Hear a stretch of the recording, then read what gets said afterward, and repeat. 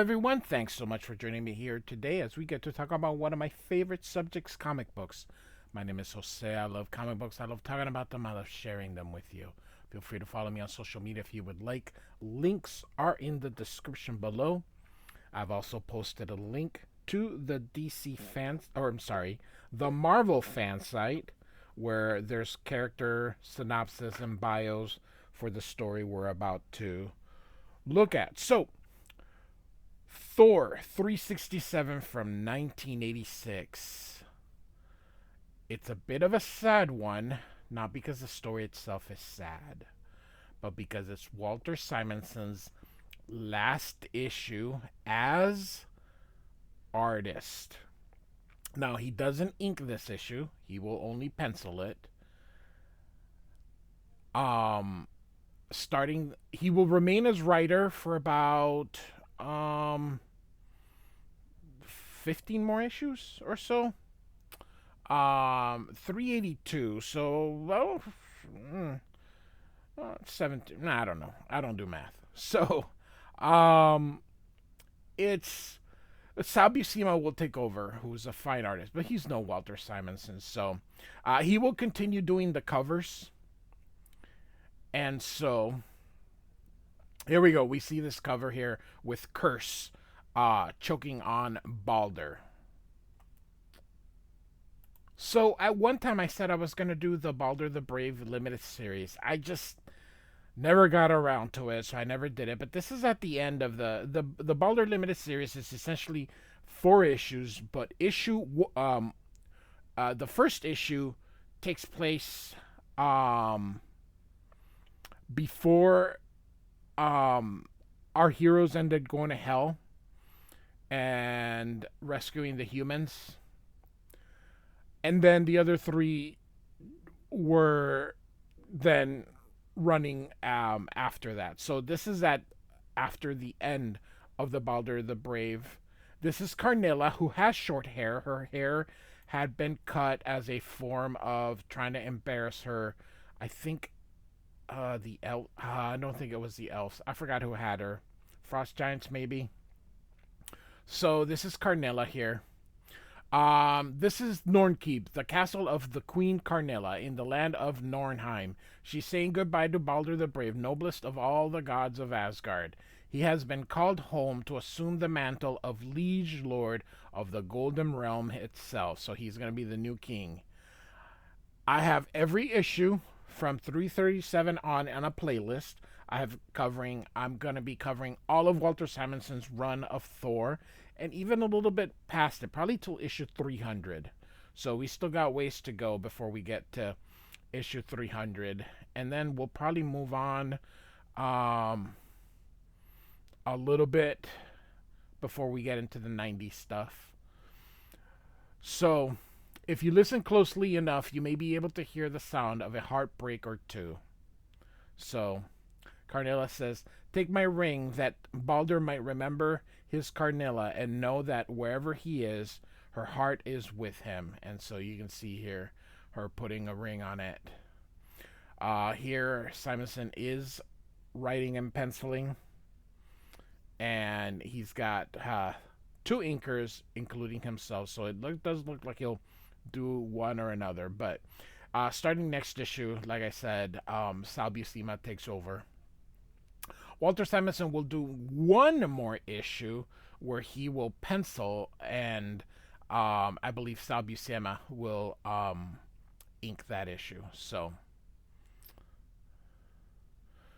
now go, my love, before I forget that I am a queen and not a woman. So they have a deep, passionate kiss. And so she thinks here, "Thor, I may never forgive you for renouncing the throne in Balder's favor and taking him from me. The throne should have been thine, and Balder should have been mine."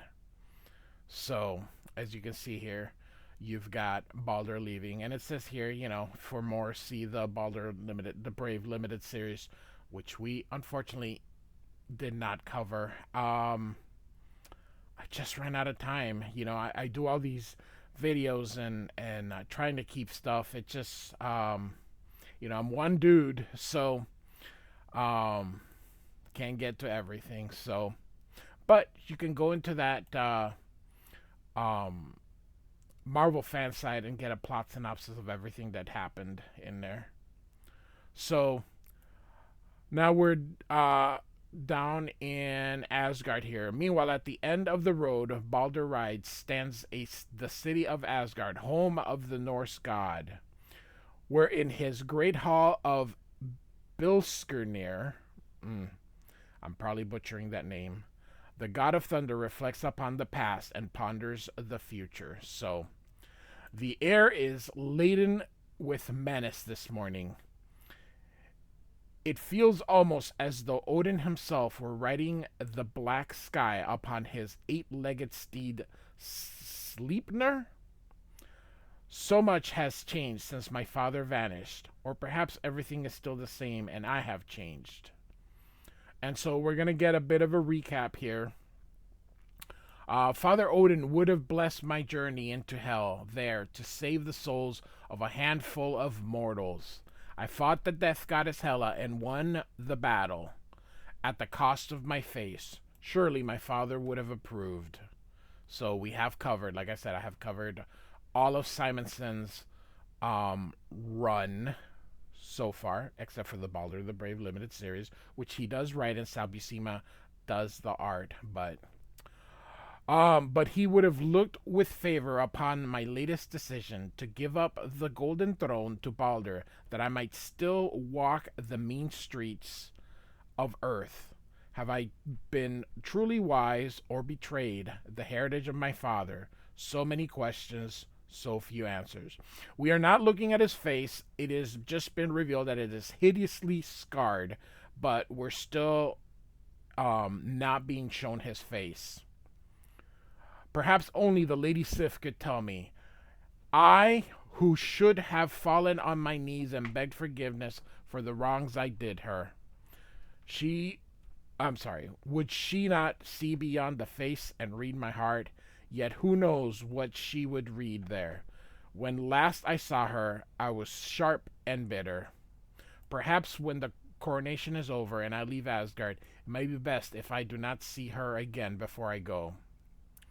For all the fabled courage of the god of thunder, the thought of seeing her again frightens me.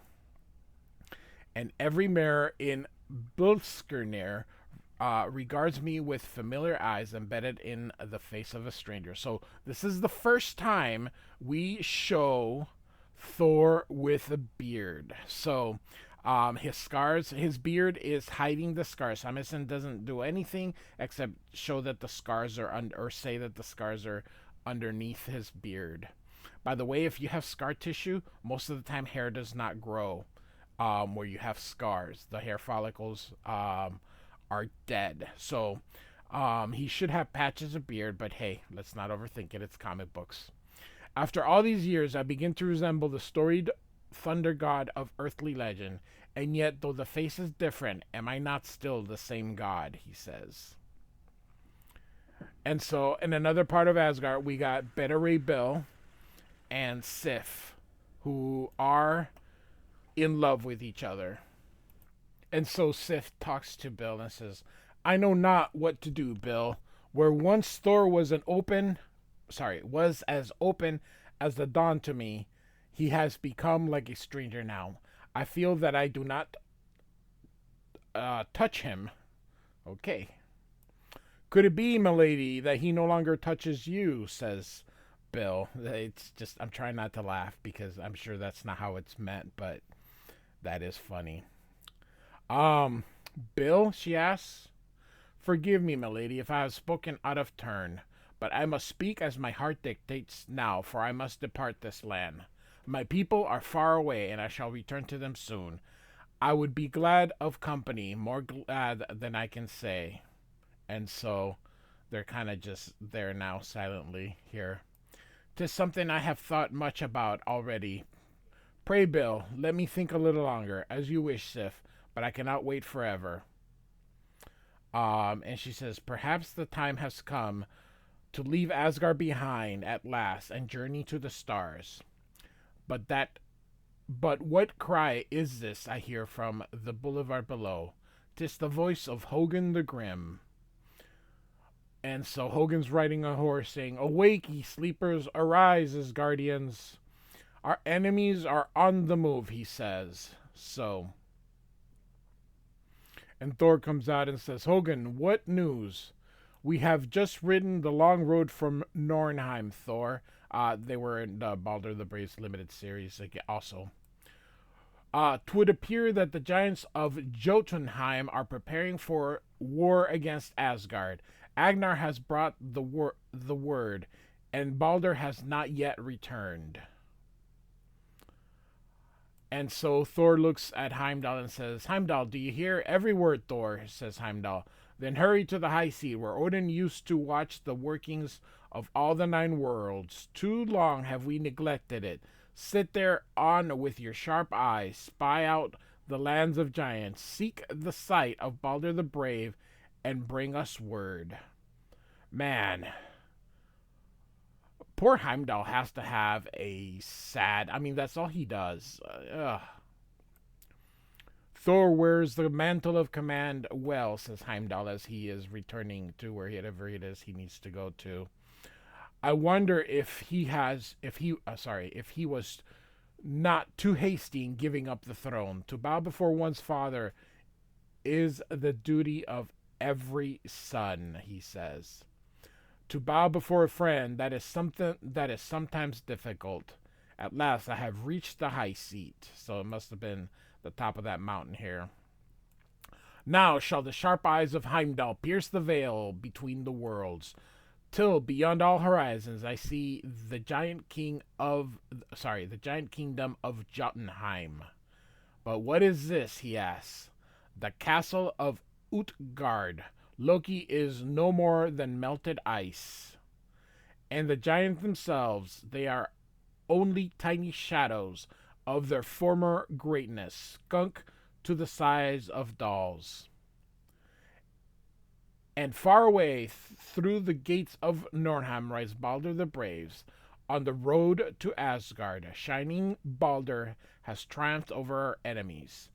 The brave one may indeed be as worthy as Thor of ruling the realm.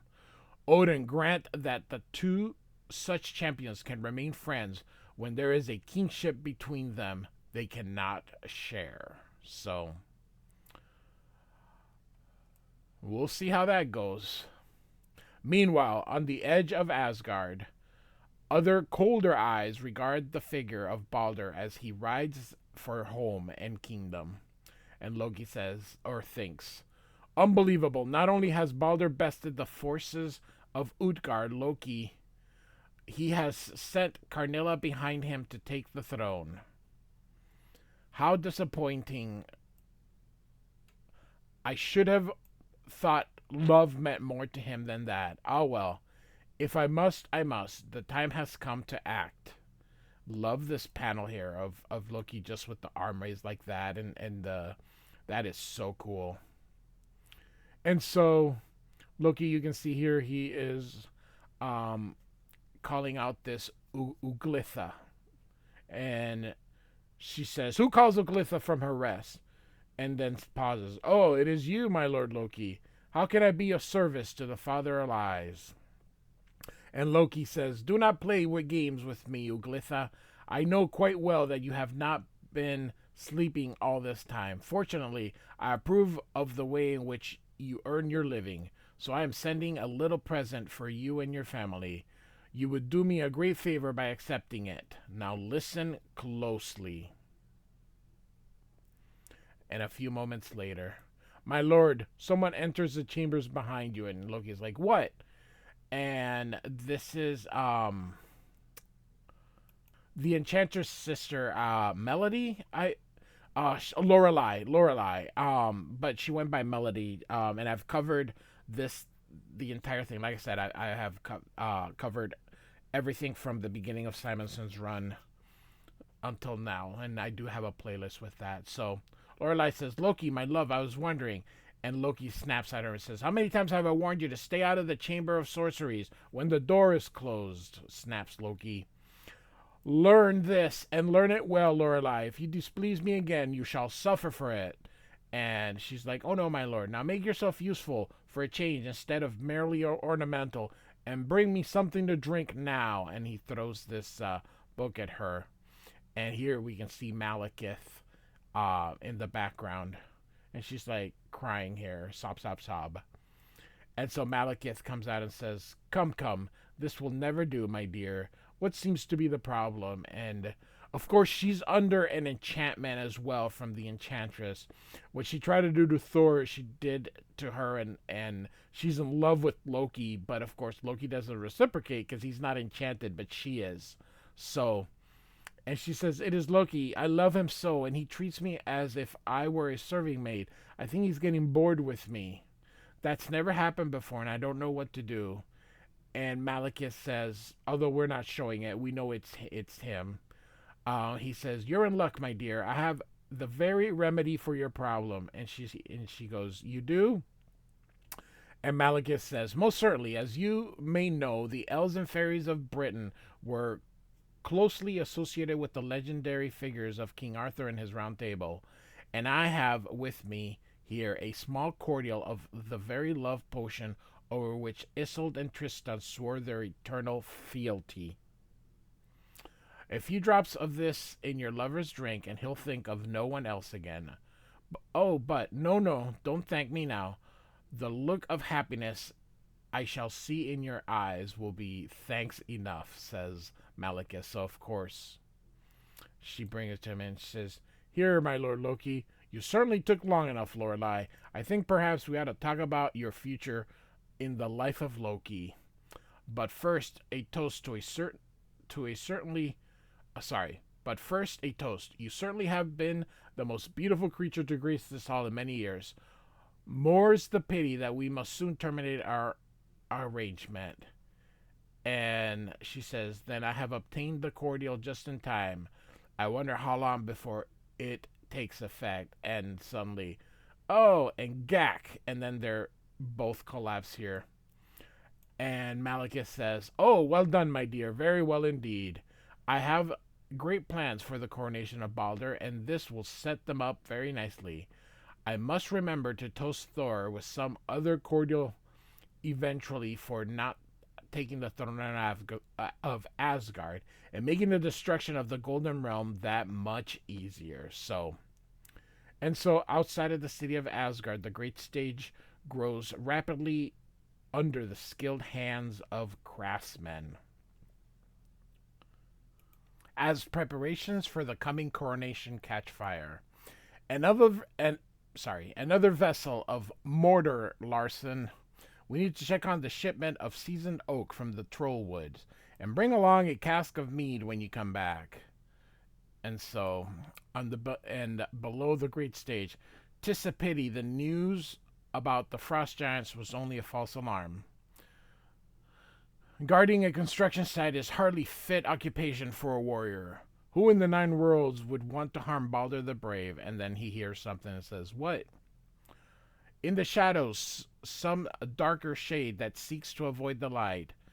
Hold there!" And he tosses that axe there, hitting it. Love the lettering of John Workman, the sound effects that he does. Clunk. And so, by the beard of the Allfather, Thor, Thor, I'm here, Starscad. What means this outcry? Behold, I have struck down a shadow that flew beneath the great stage, and see who has fallen. Malekith the Accursed, Lord of the Dark Elves, and bitter enemy of Asgard. So, of course, 345 and 348. And scattered about him are enough explosives to reduce the stage to splinters. I see he intended to celebrate the coronation in his own way. And so Thor orders, drag him down unto the grass and bring chains from the dungeon of no escape. We will bind him so that no magic of his can release him. And so after they grab him here, 'tis done, Thor. Loki himself could not escape these bonds. And he says, summon the wagons and let the guard follow us to the cell till we see that Malekith is safely bestowed in there. The capture of the accursed augurs well for Baldur's coronation, says Thor. Meanwhile, at the gates of the Golden City, I love these names. Hoskold, look at the horizon. A rider approaches. A rider approaches. Sound the alert. Sound the alert and open the gates. 'Tis Balder the Brave, the liege lord of Asgard, hath returned from Norn realm. Hail, brave one! Thor, this was your doing, I'll warrant. Balder, my friend, I fear so. Welcome home. 'Tis good to see thy open face again. What say we have that drink to scourge and toast his memory together? Well, and of course the people are like, Balder, Balder the Brave, all hail the new lord of Asgard, praise the Shining One. Thor, if you would excuse me, I would not deny the crowd their moment of triumphal welcome, and let us have that drink another time when this is over. And Thor thinks, I wonder, Balder, if my giving up the throne will cost me a friend. I do like Baldur's costume that Simonson designed. It just looks very, very nice. So, um, a short way away in the great hall in the southern quarters of the city. That's all I can stand. I can't stand any more. And then all of a sudden, you see this sound effects, and the sudden, like, kapow, as this guy is flung out of this place. Um, you may have the best right hook of any of us, Hildy, but you are a girl, and you still have to wear a dress to the coronation, and we don't. So there, haha, says her brothers. Maybe so, Elnar, but I can lick any man in the house. So if you've got something else to say, say it. And they go, Irk. And of course, from behind is Hogum. I'm certain, Hildy, that your arguments have persuaded them that if they found it necessary to wear a dress, they would not hesitate. Is that not so, gentlemen? Oh, sure. Yes, sir, they said. And that kid, what size? So, well said. I've come, milady, to ask you if you would permit me to escort you to the coronation. Can I take your arm? Hogum the Grim would be honored. So, and the kids are like, oh, brother. What ho below? Prepare thyselves, my little gremlins. 'Tis time for Bolstag clan to depart. And so all the kids are quicking. Oh my gosh, here come the fools. Quick, get this place straightened up fast, they say. So, love this. And moments later, ah, good good run, dear heart. There is no joy like that of having a troop of well-behaved, well-brought-up children, except perhaps that of escorting the very flower of all Asgardian womanhood. So he's got 1, 2, 3, 4, 5, 6, 7, 8, 9, 10, 11, 12, 13, 14, 15. He's got at least 16, and then Hildy like 17 kids. So, and I just love this. There isn't a single thing about this panel that I don't find humorous and love it. And the wife is flattered. Even Simonson loved it so much he signed the splash page here. So I it looks awesome. And I don't know, Simonson's getting funnier, and it's just his writing is really Simonson's first writing job was um I believe his Thor run, and then he's been writing stuff ever since. So Thor 337 was his first credit. So he's been just writing this stuff nonstop. So I am a huge fan of Walter Simonson, both the writer and the artist, but mostly the artist. If he draws it, I love it. And so Heimdall is going in here, and Amora is his sister, the Enchantress. So Heimdall is her brother. So Amora, the doors are open, but there is no sign of the Enchantress. She was not at the All Thing, but surely she could not miss the coronation. Ah, Well met, my lady. Might I accompany you to the coronation? And she says, I think not, Heimdall. I expect the executioner to stop by. He's been away so long that I'm sure he is burning for the mere sight of me. One should reward one's slaves, don't you think? She says. And she says, and so Heimdall says, you mean you have not heard? So she says, heard what, Heimdall? Now hurry and be gone. Scourge will be here at any moment. I fear, Amor, that his days of waiting on the enchanters are over for good. The executioner has a new mistress. What? He gave his life for the mighty Thor in Hell, lady. He belongs to Hela now. Perhaps she will respect him as he deserves. And she says, impossible, you're lying. And she uses her magic on him. Ask the Valkyries, ladies. It can't be Thor. If this is true, you'll live to regret it. And Heimdall says, I think I had best attend the coronation alone, and I had better speak to Thor at once. So, already, people are trying to go after Thor. So, meanwhile, in the deepest tunnels of the dungeon of no escape, the only prisoner in the entire cell block sits in manacled silence. The silence doesn't last. So, the bonds prevent me from using my magical gestures, and though I can speak through the grill work of my gag, no sorcerous words penetrate its blocking field. And then he says, what? And all of a sudden, a boom. At last, Malekith dies now. And he's like, no, no, no, no. And so we got Curse here. Die, die, die. No, not me. It's Balder. Balder's the one you want, says Malekith. And so it says here the sounds of the desperate screams do not carry beyond the cell. Meanwhile, the crowds gather and swell before the great stage in the meadow. I love how Simonson just creates the illusion by just putting these things as opposed to, drawing every little, head out there. So Sif arrives here and says, Thor, I must talk to you. 'Tis the Lady Sif. She has found me, he thinks. Thor, there's something that I have to say to you. And he says, Lady, before you speak, I beg you hear me out. When last we spoke before my journey into hell, I asked you to forgive me for having struck you. That was in Thor 359, and he was not himself. He was under a spell. I did not consider what I was asking for of a proud warrior maid, but during my sojourn in the land of the dead, I witnessed something of the undying nature of true love.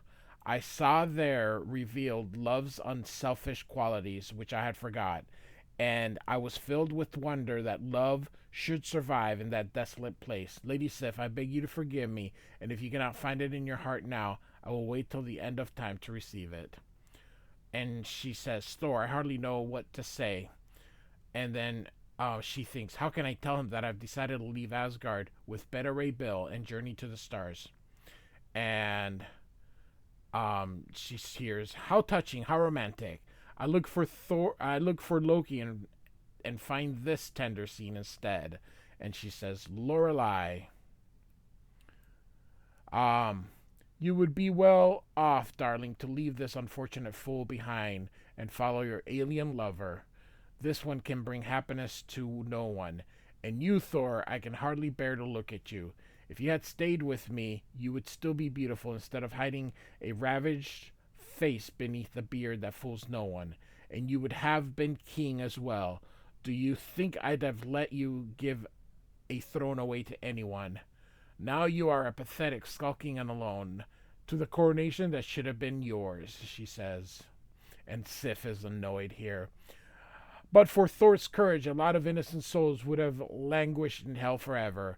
But I see at last how Thor came to strike me, for I hear the very voice and venom that spoke with his tongue and struck with his hand. I am not a fool all the time, as she punches Lorelei. Look at this. Smack! And so, I will walk proudly beside the mighty Thor to the coronation while you walk alone. Worthy a ruler though he would be, Thor stands astride both Asgard and Earth, the heritage of his father and mother. Mortals are his special charge. I understand that now, and Shining Balder is the perfect choice to preside over the Golden Realm. No doubt Loki has decided to choke on his own bile rather than watch Balder become king.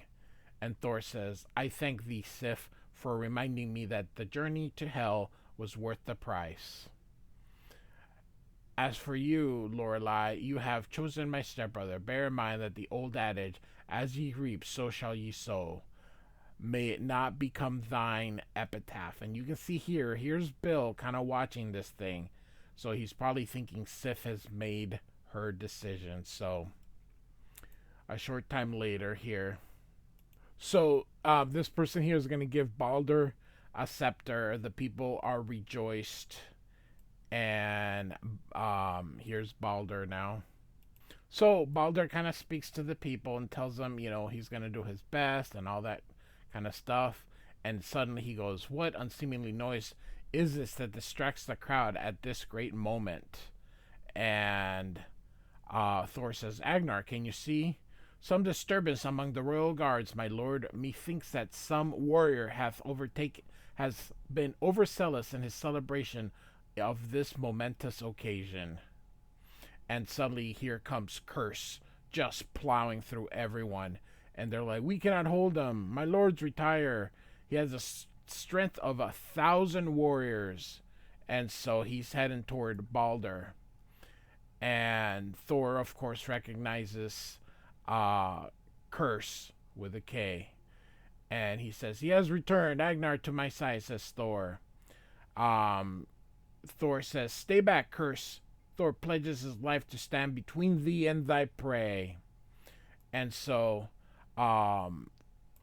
Curse hits the ground and knocks everybody out. And he goes, stay back, creatures, stay back.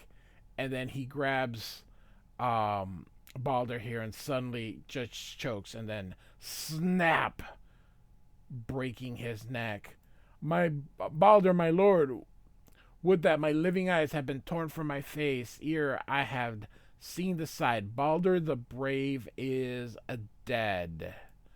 And so Walter Simonson concludes his run on this, concludes his art with this cliffhanger. Starting next issue, of course, will be Sal Buscema, who will take over. So Thor 367 by Walter Simonson, Al Milgrom, Bob Wysack, and of course the letters of John Workman, who I don't think I spent enough time praising like I do in other issues that I've done here. Like and subscribe, and I do thank you for listening. Goodbye.